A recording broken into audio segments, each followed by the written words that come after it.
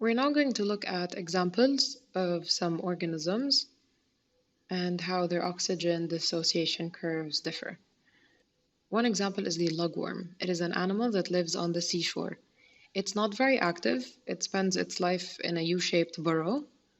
It is covered by seawater most of the time, and this helps circulate through its burrow. So the oxygen will diffuse into its blood from the water and uses hemoglobin to be transported to the tissues. When the tide is out, we don't have circulation anymore, and the burrow where the lugworm is found has a lot less oxygen.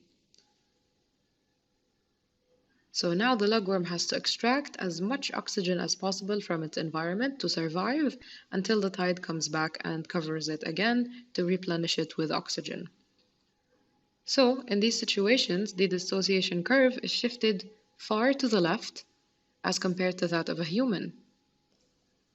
So now the hemoglobin of a lugworm can be fully loaded with oxygen even when there is little available oxygen in its environment.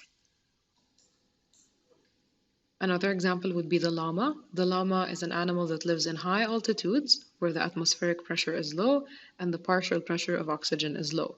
It is difficult for the llama to load hemoglobin with oxygen, so the specific type of hemoglobin that the llama has is one that has a higher affinity for oxygen as compared to human hemoglobin.